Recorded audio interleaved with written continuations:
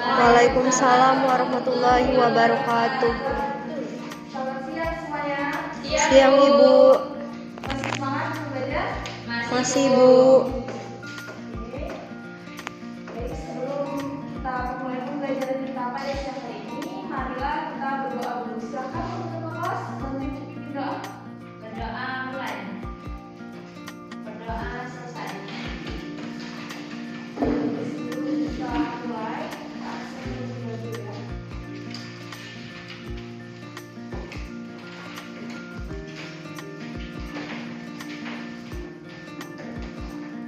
Coba bantu ibu kalian lihat kanan kiri siapa semuanya yang nggak masuk. Hadir semua Ibu.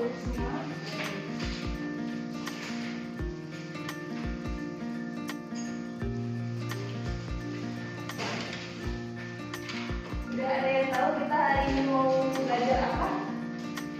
Belum, Bu. Oke, kita lihat sama-sama gambar yang ibu tampilkan.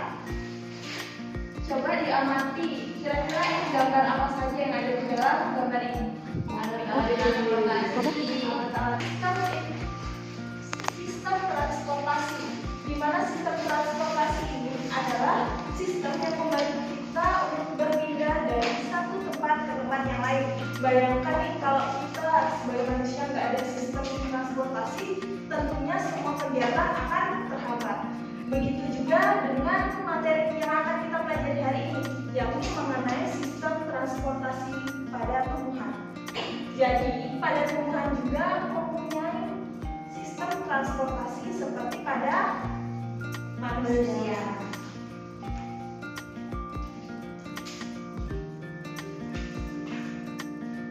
Ini adalah materi yang akan kita pelajari hari ini, yakni tentang sistem transportasi pada tumbuhan. Di mana sistem ini mempunyai tujuan pembelajaran, yakni agar siswa mampu mengetahui bagaimana proses transportasi pada tumbuhan.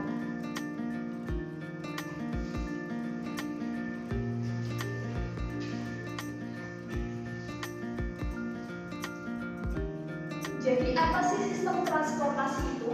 Sistem transportasi adalah suatu proses perpindahan atau pengeluaran zat mineral dari bagian tumbuhan dimulai dari akar ke seluruh tumbuhan.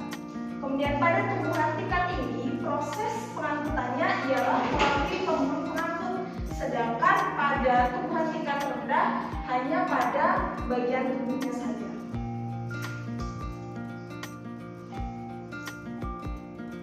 Kemudian apa saja sih jaringan transportasi pada tumbuhan itu? Nah, untuk jaringan transportasi pada tumbuhan itu adalah jaringan pengangkut, di mana ada dua.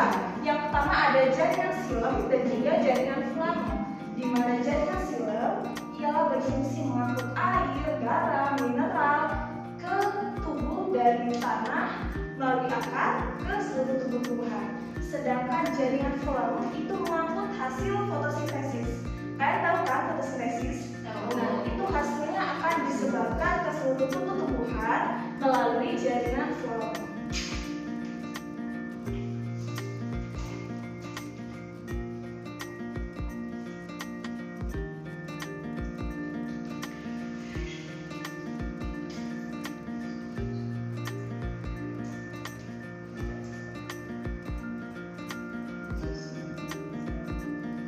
Keluar. Tutup.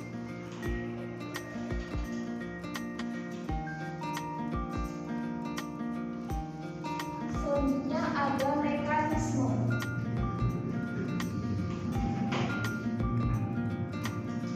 Mekanisme transportasi tumbuhan. Untuk mekanisme transportasi air, pertama air diserap oleh rambut-rambut akar dari sel epidermis melalui osmosis. Nah, osmosis ini adalah suatu perpindahan senyawa dari konsentrasi yang tinggi ke konsentrasi yang rendah.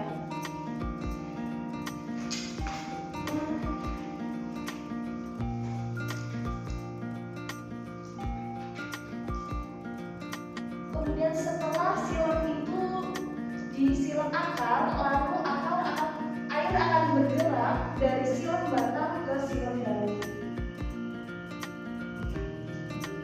Nah, ini adalah gambar dari tumbuhan di mana prosesnya yang pertama ada air masuk ke tanah melewati rambut akar, silam. Ini adalah gambar penampaknya.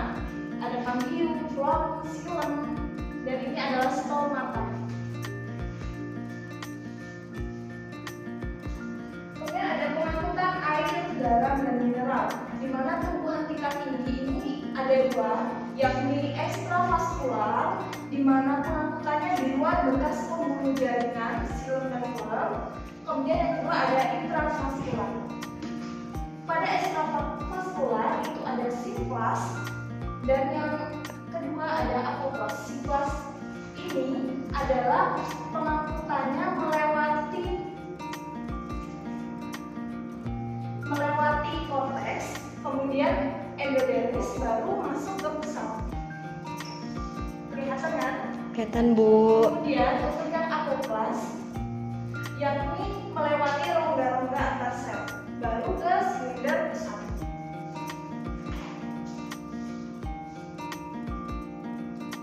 Nah, ini seperti ada media yang ditampilkan ini. Ini adalah contoh dari pengangkutan air, garam, dan mineral dari air ke tumbuhan. Tumbuhan yang ibu gunakan adalah tumbuhan sawi putih, di mana kita amati ini adalah tanaman yang direndam menggunakan air yang ibu kasih pewarna makanan untuk membedakan perbedaannya. Bisa kita amati bahwa tumbuhan yang dikasih warna hijau mengalami perubahan warna karena adanya pengangkutan air dari sini ke tubuh tumbuhan. Sampai sini ada pertanyaan? Cukup Ibu. Oke. Kalau cukup, ibu akan membagi kalian ke dalam dua kelompok, di mana kelompok pertama yang beranggotakan wafid, Linda, dan juga Delia, dan kelompok kedua adalah Tialis dan juga Yusia. Kita amati gambar ini. Ini adalah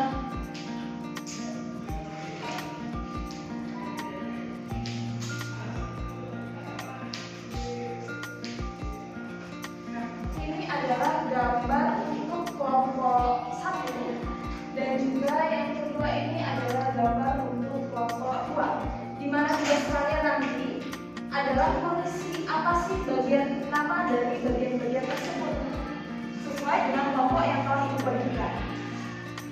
Mengerti? Seperti itu. Oke, kasih waktu 5 menit ya. Silakan bergabung dengan kelompoknya masing-masing.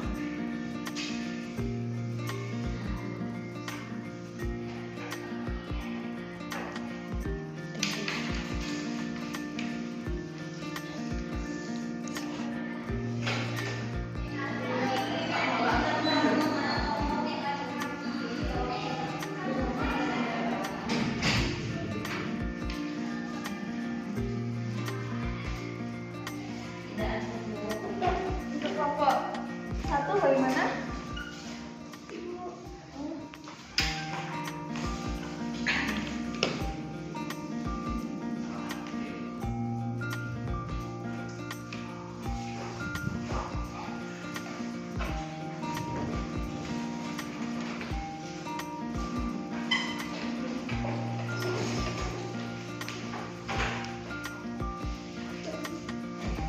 Baiklah, karena waktunya sudah habis, jadi silakan untuk kelompok 1 pagi kita mengerjakan yang pertama ini tentang penggunaan air.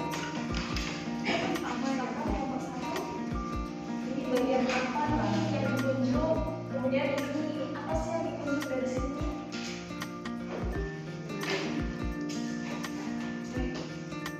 Kelompok 2 siap-siap ya.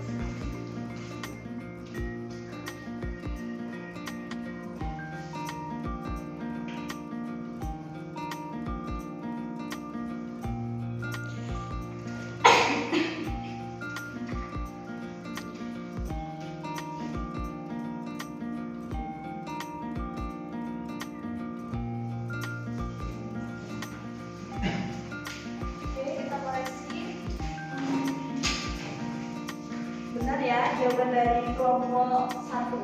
Jadi aku untuk nomor 1.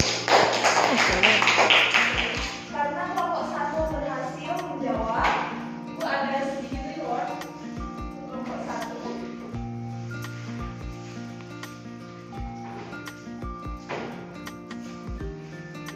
Ayo, untuk kelompok 1-nya maju. Kelompok 2.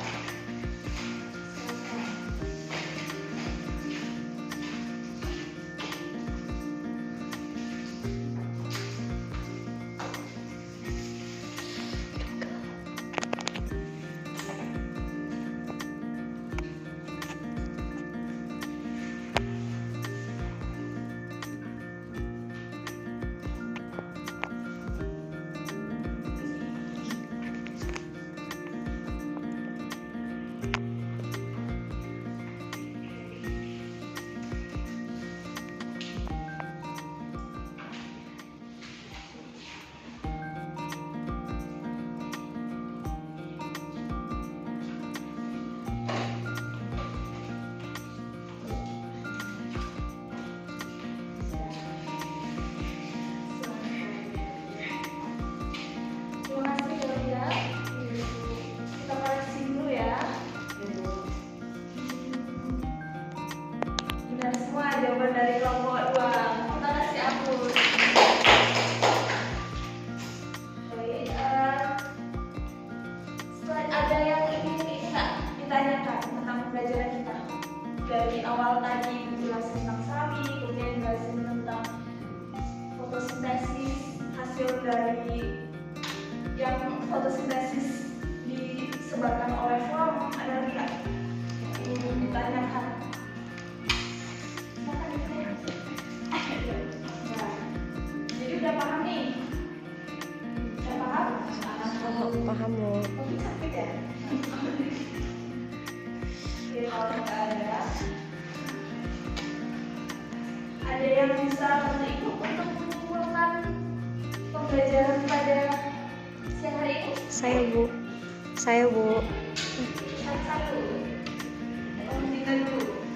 Baik Bu, kesimpulan pada materi ini, xilem ini merupakan jaringan pembuluh yang berfungsi mengangkut air, nutrisi yang diserap ke akar ke seluruh bagian tubuh. Nah, sedangkan floem ini tumbuhan yang berpembuluh, fungsinya itu dapat mengangkut zat organik hasil fotosintesis atau makanan seperti gula dari daun ke seluruh bagian tumbuhan. Terima kasih Dinda.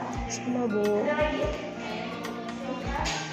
Jadi dapat disimpulkan bahwa sistem transportasi pada tumbuhan merupakan proses pengangkutan dan pengambilan zat-zat ke seluruh tumbuhan.